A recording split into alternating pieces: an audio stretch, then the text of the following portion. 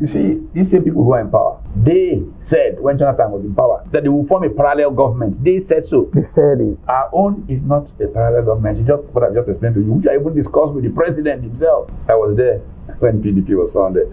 I was there when APC was founded. The idea of a shadow cabinet, nothing new at all. The idea was to deepen democracy. Nigerian politicians, many of them are not motivated by the common good or these masses' interests.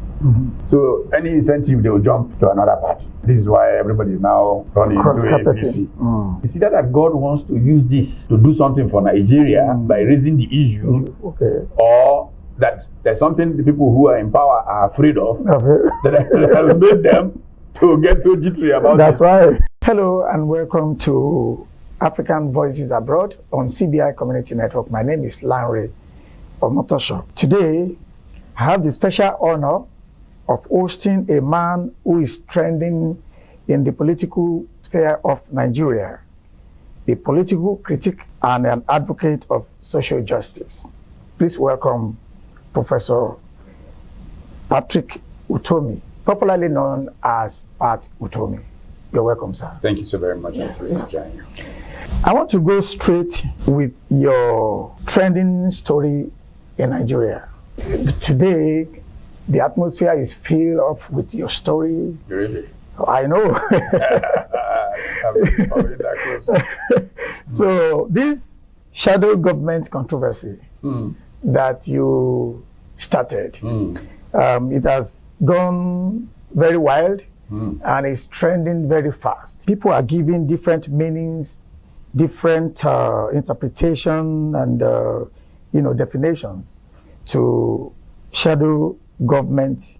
In a group that I belong, we were just discussing the issue and somebody posted this statement. I want to quote this individual. He said, and I quote, "I've always wondered, and I still wonder, why Nigerian politicians and social elites like to create systemic problems that will always compound existing ones in Nigeria."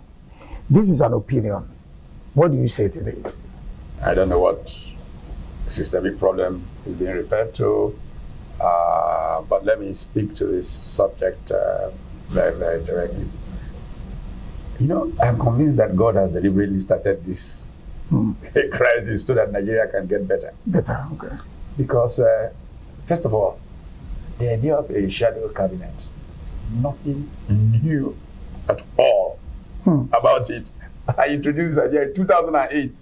Okay. As far back as 2008, I even had a conversation with President Yar'Adua in which I told him that I had established, he was trying to bring me into his government as a minister. I said, look, it will not be good that I leave my group that I have used to establish a shadow team and cross to his side. People will say, this is how people are in Nigeria, they can't stay on one side. So I can. And then he was trying to convince me. Long story, you can see the interviews that I'm now giving about it. For many years I kept quiet, but many people know about it.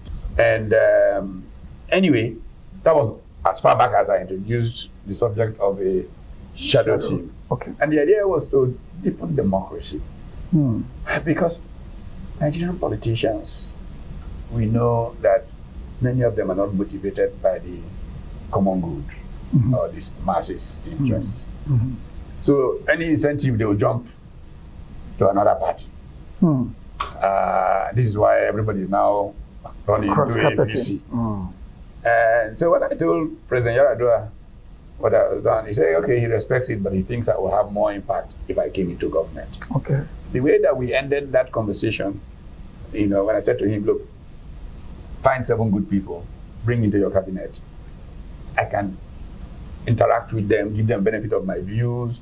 When my shadow team meets, I will share whatever conclusions we have reached with them, because it's the same country, we're trying to make the country move forward. That's right. And you, Mr. President, feel free to call me 2 a.m., 3 a.m., anytime.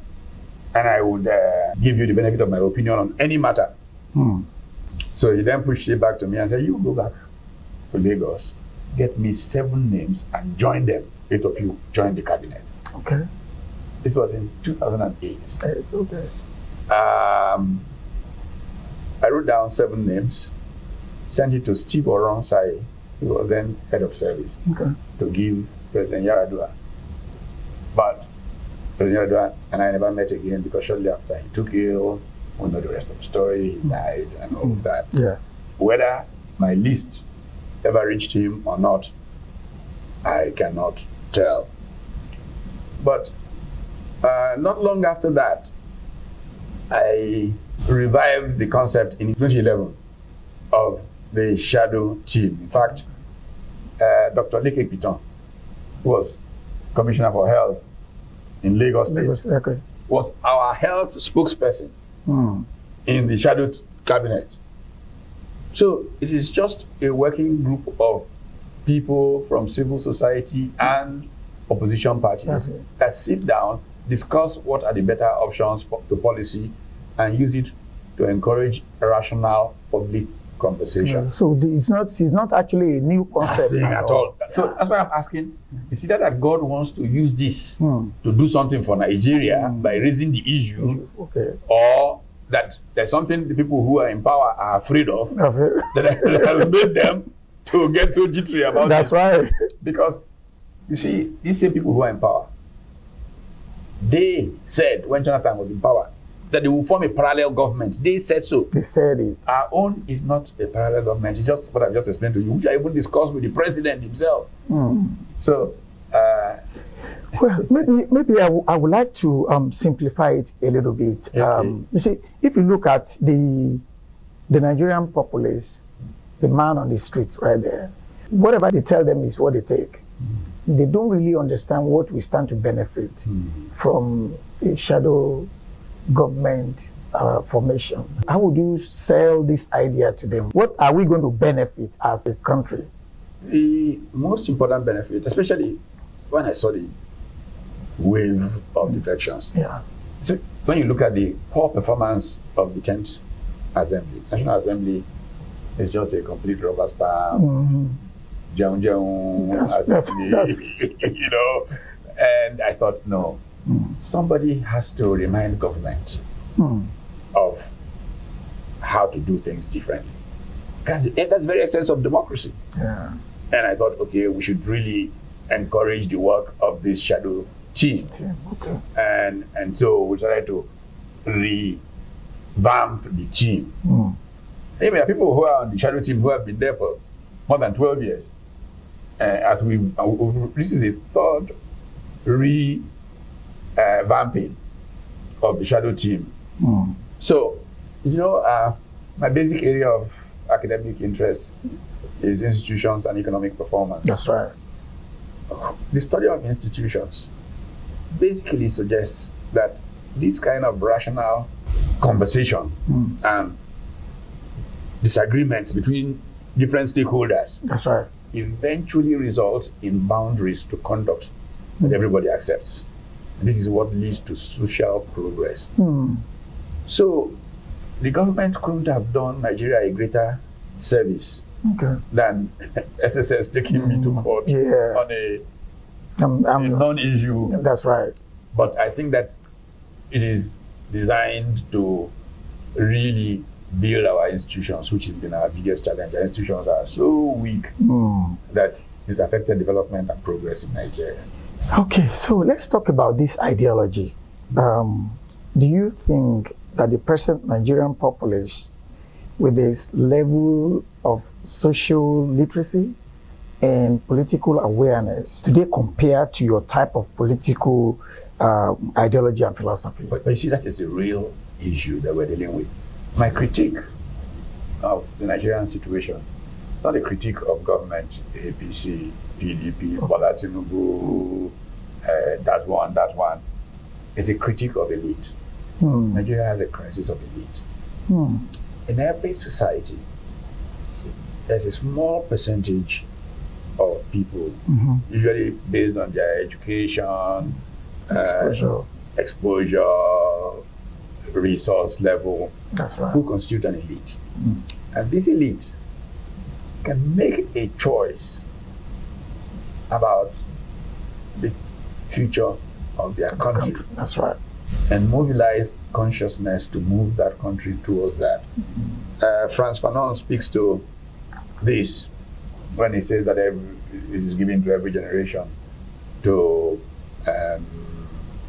identify its, out of the creative of security, identify its mission and either betray it, leave it, or whatever. The elite of Nigeria, unfortunately, have not been an elite that has acted properly in the interest of the Nigerian people. I think that my generation, the elite has basically betrayed its duty to the Nigeria project, to Nigerian civilization, to black people.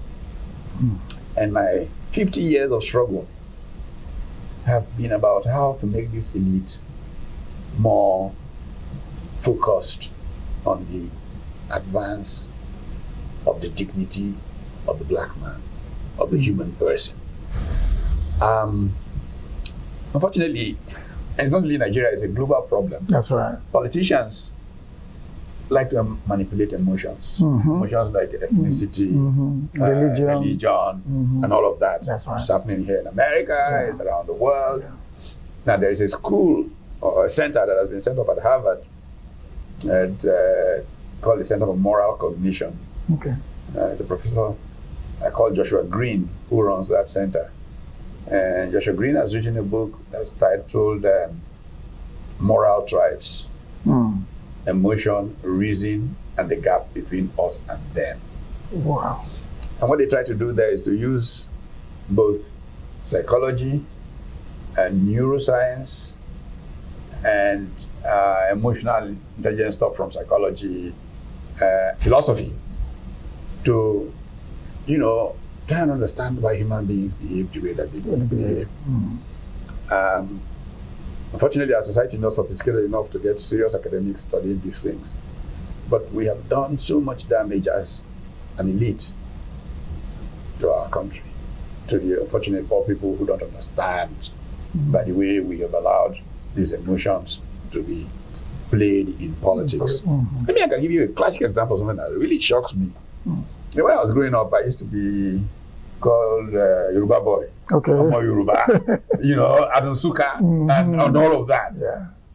And to wake up and see that these people have been so indoctrinated a generation that they look at me, who was champion of June 12, who as undergraduate led courses that made people call me Yoruba boy, and look at me and say, this man's name is not Yoruba, so he abuse him. He's against Yoruba. I never thought Nigeria would ever get to that. It really, really, is the single most devastating report back to me on the Nigerian situation. I think the politicians are just playing on the level of our social understanding of how politics should be played. They have a way of dividing us through what they think we like religion, like ethnicity, and all that. Anyway, so I will just go over to the issue of DSS filing a lawsuit against you over the same issue. People are expressing diverse opinions. Some are seeing it as part of democratic process, that DSS is not wrong. I mean, they can do that. And some are saying that it's an abuse of power and a violation of social justice, something like that.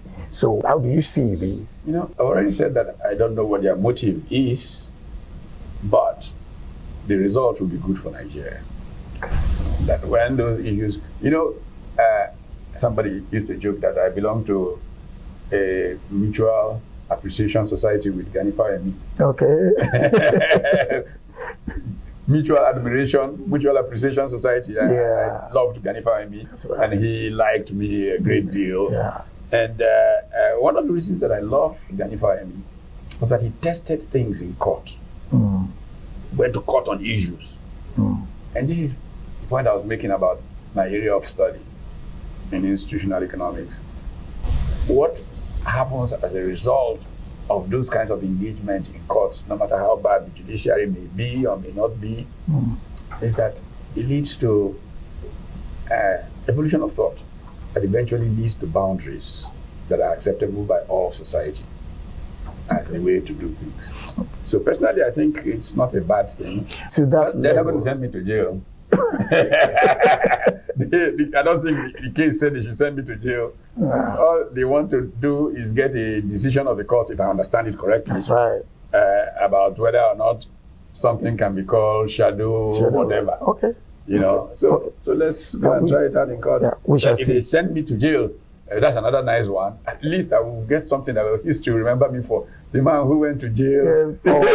That's right. For wanting democracy to work. Yeah. Okay. So I want to go to the Tinubu administration. Is currently celebrating 2 years in office, and they have a long list of accomplishments. Achievements that the government has come up with. So how would you rate the performance of this present administration in the last 2 years? Well, I'm not in the best position to rate the government. I've been out of the country for nearly 2 years. If you want to rate the government, what you need to do is go to the streets of Nigeria and ask people what they think. Okay. That way to get a rating. Now, the government has just fully paid IMF loan. But just on May 27, to be precise, 2025, the President Tinubu went to the Senate to seek Senate approval of another loan which they want to spend towards economic reform and maybe infrastructural needs. So do you see any structural issue in paying a debt and incurring a higher debt? Mm-hmm. Well, you see, first of all, to borrow money is not a problem, depending on how you apply the money and how the returns create growth, real growth, from which you pay off what you have borrowed. You expanded the base of the economy, and life gets better for people. The real problem here is that I'm not seeing the growth that we should be expecting. The cost of government is too high in Nigeria. Corruption is too terrible in Nigeria. And so you run the grave risk that you borrow and squander it. That is what frightens me, and I followed this for generations. Most people who go into government, before they even get to government, everybody is sending them congratulations because they think their time has come to top. You don't have a proper system, the money just goes down the drain, and the burden of repayment will be there for the next generation. Okay, so our government, at different times, has depended on loans and borrowing, to run government or service government. How do you assess the borrowing strategy of our government? Yeah, and it comes back basically to what I said the last time. I think that first and foremost, I have advocated for many, many years what is called a tripartite approach to government. What is this tripartite approach? It means a collaborative arrangement of the public sector, private sector, and private development agencies or NGOs. Now, if you bear this approach to governing in mind, I would say that literally for any project that you're going to borrow money, you should have a watching group made up of some private sector leaders from the area that loan is going to be applied to. You should have civil society. For example, if it's a road construction, let's have 1 or 2 people from the Nigerian Society of Engineers, Road Transport Association, or whatever they are. And then, of course, you will have people from the public sector. And this group, when you bring it, say, okay, we want to do road from Lagos to Calabar or wherever, a society in Kenya said, in Kenya, this is what 1 kilometer of road is. Yes.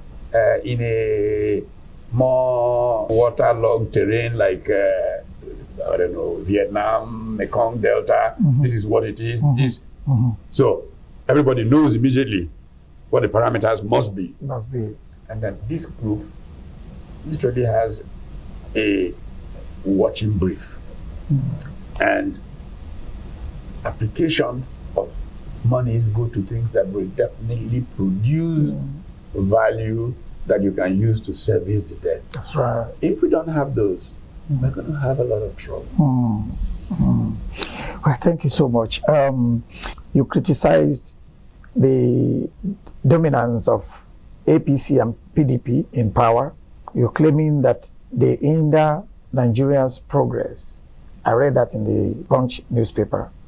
What viable alternatives do you suggest to challenge the current political dominance of APC and PDP? You know, developments are work in progress, and you have to evaluate everything you have. There's some people who are making it like, I'm an enemy of APC, enemy of...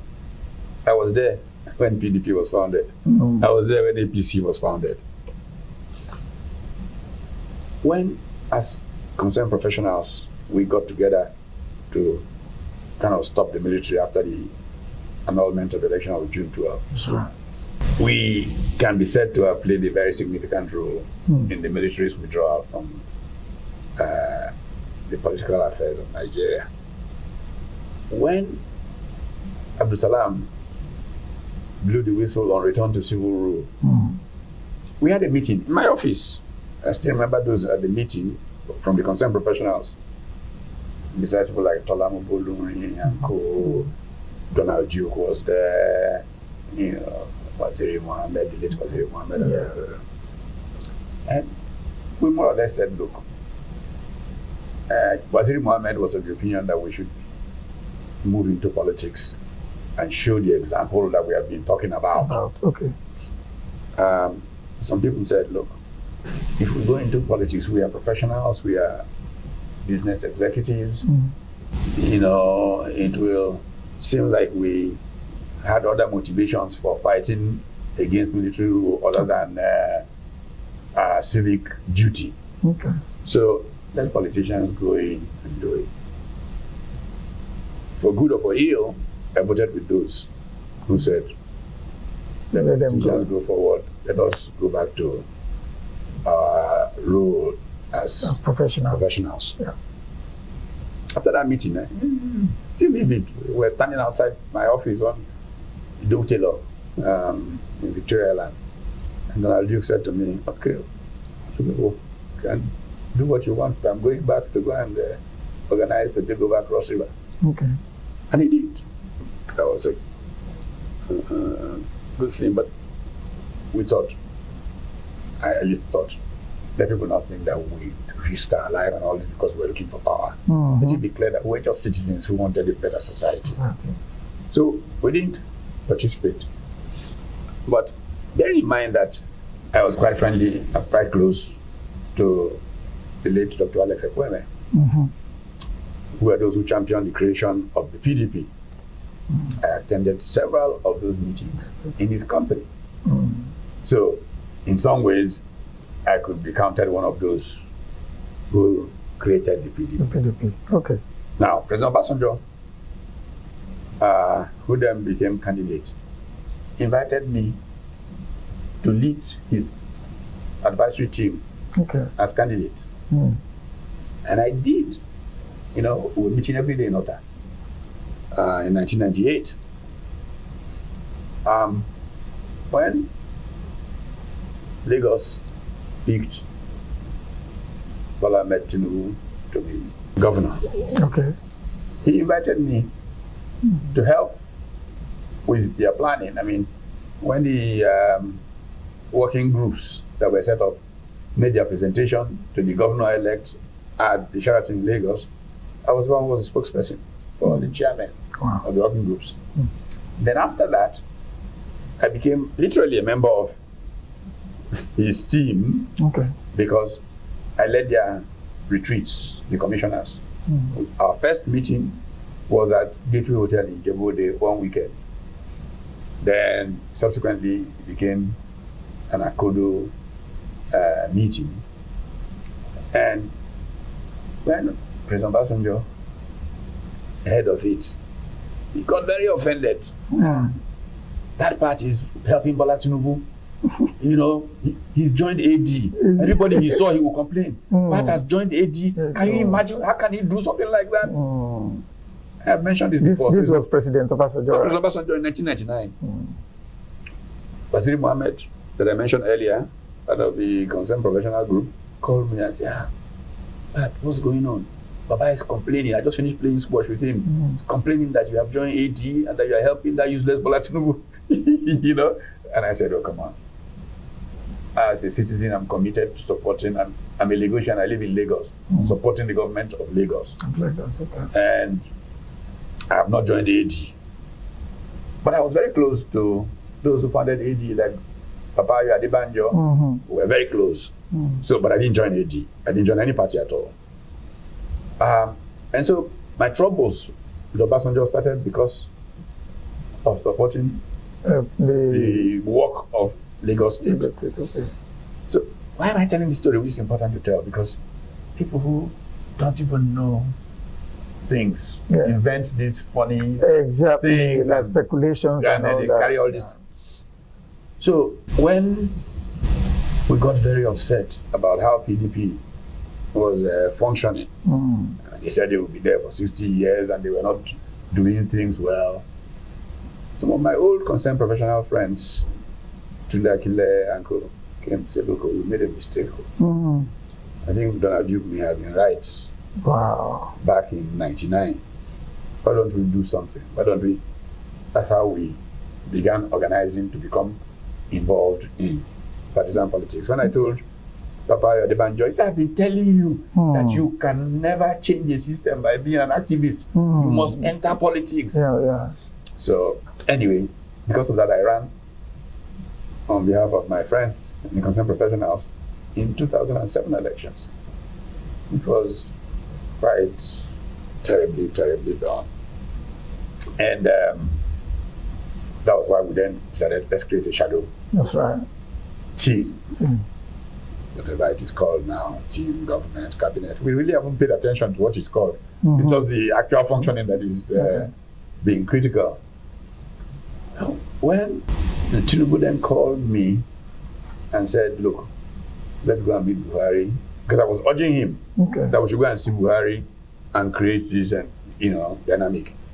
In 2012, leadership newspapers had their annual lecture, and the theme they chose was political parties, and they invited me to give that annual lecture.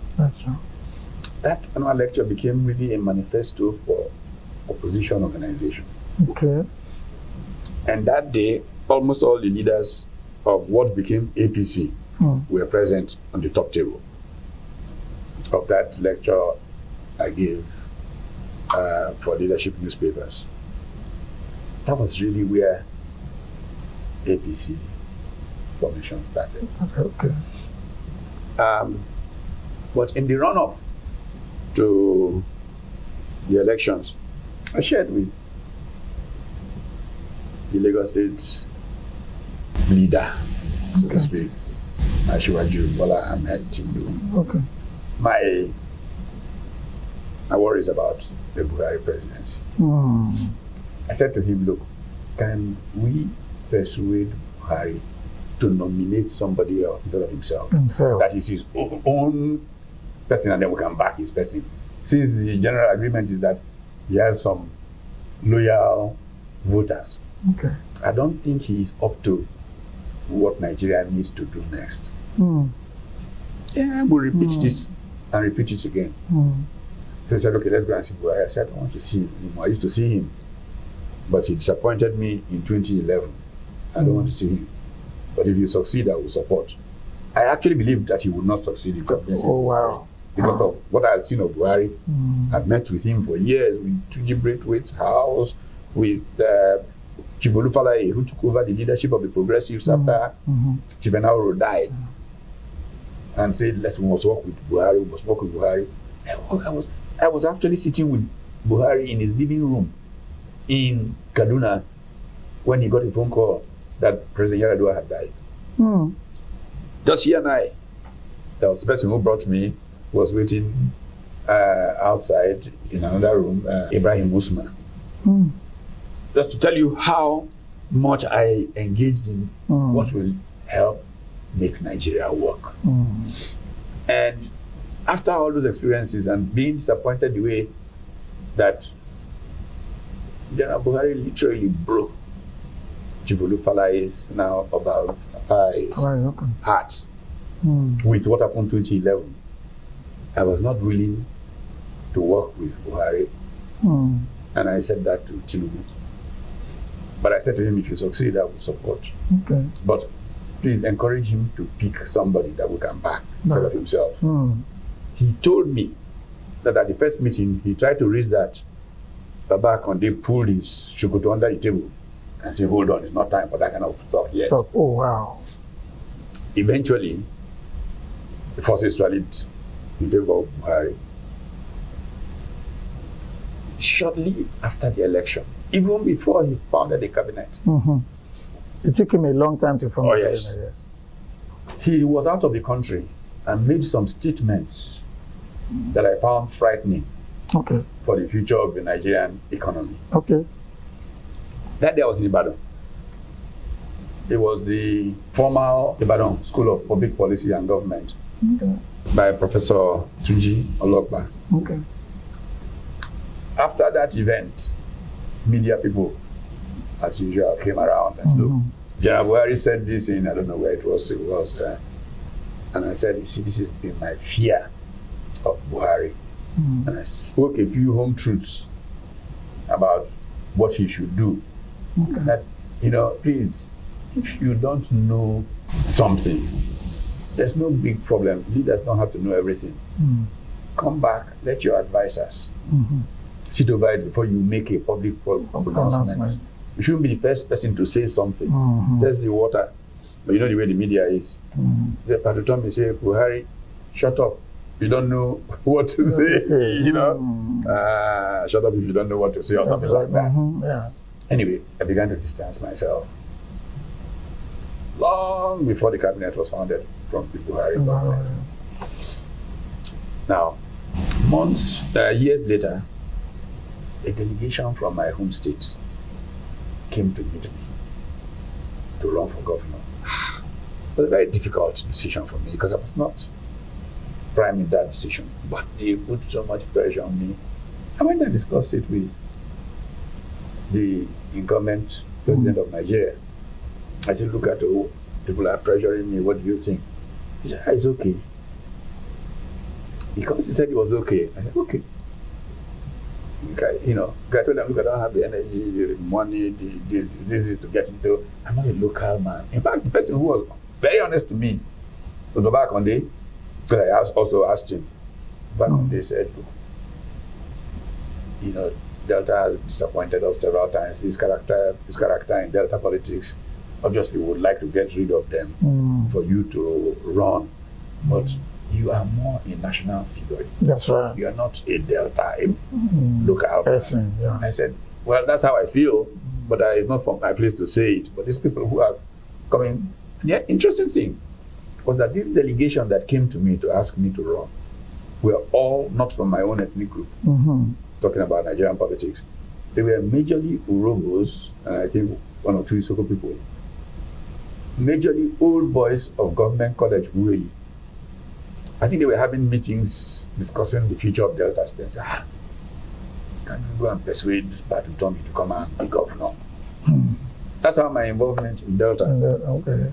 If just a slight hint from Adams Beshomole, who was chairman at the time, who was my friend, or from Tinubu himself, they said, oh, we don't think that, just the way back when they said to me, if any of them had said that, I would have found that as my genuine excuse for withdrawing, Then, of course, we all know what they did. And there was no primaries. In fact, if these people are honest to themselves, APC governors, incumbent governors, had a meeting after and agreed that they should refund people their monies because there was no primaries. No primaries, okay. So let's see, I just have one more question. We have seen that the Nigerian populace have so much trust, or they just love to follow either APC or PDP. How do you think? It's not true. They just have no alternative. They've not seen alternative. Let's take 2023, for example. One of the things that happened after 2011, whatever it is, a group of us began to talk about a third way. How can we create a third way? Okay. Very nicely, Baba Obasanjo joined our conversation. Privately, we were talking with him. And so we decided to create a third force. We formed the NC Front, National Coalition Front. Okay. And the co-chairs were myself and the now late Gali Umarna Abba, former Speaker of the House. It is that conversation that led up to an idea of working with the labor movement, NLC. Okay. And on my birthday, 6th of February 2022, Ayuba Owaba, as NLC president, made a big speech in which he said the NLC was ready to work with us to take this forward. And we then began trying to decide what party to adopt as the anchor party for the third force. Just as we were about to close in on one, we were meeting with several parties. ADC, SDP, MNR. Okay. We're all meeting regularly in Abuja, in the office of the NLC president. Last minute, my friend Femi Falana, senior advocate of Nigeria, said, no, it would be best if we can take back the Labour Party from the people who have hijacked it and all of that. And, So he went and got a judgment that allowed the return of the Labour Party. And so we all then decided to rally around the Labour Party. Okay. Wale Kunuyi and co had decided, without even consulting me, that I would be the party's presidential candidate. Okay. Anyway, we began to work towards it because the idea was to advance Nigeria's advantage, Yeah. And then Utomi came along and said, look, doesn't look like it will work in the PDP. And I said to him, if you come here, I will support you, I will step down. Wow. That's what happened. So you actually offered to... Wow. I did. I didn't ask him to give me one kobo, even all the money I had spent, put into labor corpus. He didn't even mention it to him. Okay. Because for me, if we can all work together to help save Nigeria, better. Well, thank you so much for your explanation of some of these things that are aiding from many of us. I just have this quick question, and this has to do with the diaspora engagement and involvement in the governance in Nigeria. A lot of Nigerians in diaspora are eager to contribute to national development. There is this, what I call political principalities, who always block them, and then they don't really want them to have a headways. They're creating different forms of barriers. What mechanism do you think can be established to facilitate meaningful diaspora involvement in Nigeria socio-economic advancement? Well, first of all, I believe that the diaspora will be prime in saving Nigeria. And it's not just wishful thinking. History bears me out. Japan, when it was lost completely, nobody thought Japan could go anywhere, was stimulated to take technology seriously in the beginning of the last century by the Japanese diaspora, majorly from Germany, following the Meiji Restoration. Japan's ascendancy was diaspora driven. China rising, India rising. People have very short memories.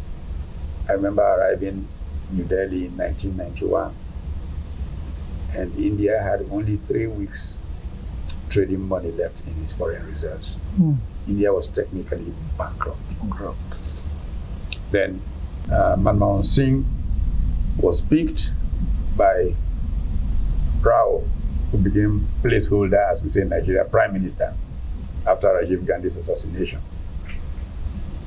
And they started all kinds of things, including the so-called non-voting rights in Indian stock market and all of that. And within a few years, India's foreign reserves were going up by like $8 billion a week. Today, India is the powerhouse of South Asia. That's right. I am persuaded, I am convinced from all the trends that I see that Africa will rise. And it will come from the African diaspora, Right. principally the Nigerian diaspora. Look, if you look at manufacturing, President Trump is doing and saying all kinds of things, using tariffs to reinstate manufacturing, but it's a losing battle. The true trend of history suggests that even China has peaked in manufacturing. The next factory of the world is Africa. In a few years, 40 years from now, the Aba, Lagos, Dhaka, megalopolis will probably be the manufacturing hub of this planet. Now, the people who can move it faster up and who can profit significantly personally from this, Nigerian diaspora. In being able to identify critical projects, in being able to find partners at home and working with them, because you know the terrain here, you have friends here, they're your partners here, you will energize Africa's rise and profit personally from it. Thank you so much. It's been a great honor to engage you physically, to be able to host you physically in this conversation about politics of Nigeria and other issues of national interest. It's my honor to have you. Thank you so much for honoring my invitation on my channel. I'm also pleased to join you. Yeah. So, and audience, thank you so much. It's been Larry Omotosho on CBI Community Network. This is African Voices Abroad. And until I come your way with another important personality, please stay blessed and thank you so much.